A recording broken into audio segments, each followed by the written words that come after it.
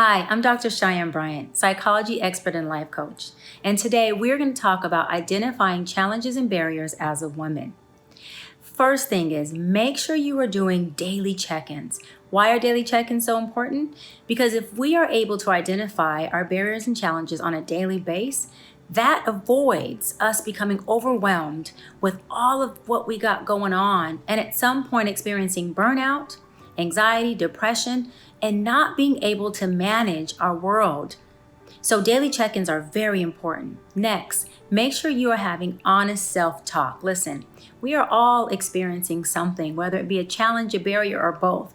So there's no reason to be embarrassed about what you're going through or what those challenges are, or even having to break through barriers. As women, we have to allow ourselves the space to feel what we feel, be honest about what that feeling is, and be okay with processing, getting through that, and having resolve. And lastly, get an accountability partner.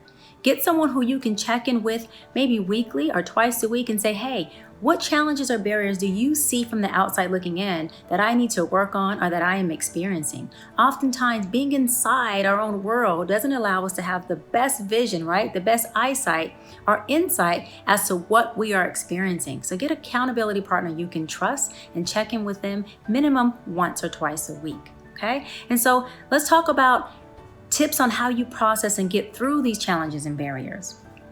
First, make sure you get in contact with what these challenges and barriers are, right? What are you going through? What are you experiencing that is keeping you from reaching your goals?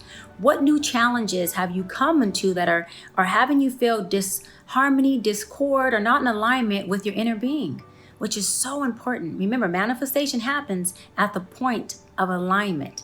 So it's important to identify and get in contact with what these barriers and challenges are. Second thing is make sure you are writing them down. There's so much power in writing down what these things are that are keeping you from obtaining whatever it may be. It could be something as easy as you wanting just a peace of mind. Whatever barriers, whatever challenges are keeping you from that, write it down, okay? And tip number 3. This is one of my favorite tips because as women, I feel like we often struggle with this one. Make sure you get help. Help doesn't always mean that you're seeking out a therapist or a life coach. Sometimes help is just a easy conversation with a friend, a family member. Sometimes help is just sitting with someone over a glass of wine or maybe some coffee and tea and just having a really free-flowing, honest, supportive, empowering conversation.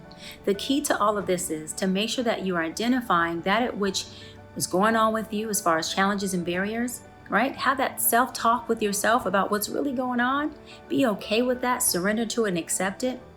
And then reach out to the necessary help that you need. Look, I'm a life coach. I've been doing this for 13 plus years. And even myself, I have a coach.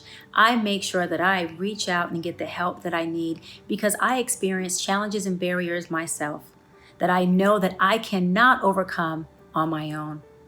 So I hope these tips have helped you, and I like to offer that you not only implement these into your life once or twice, but you make it a lifestyle.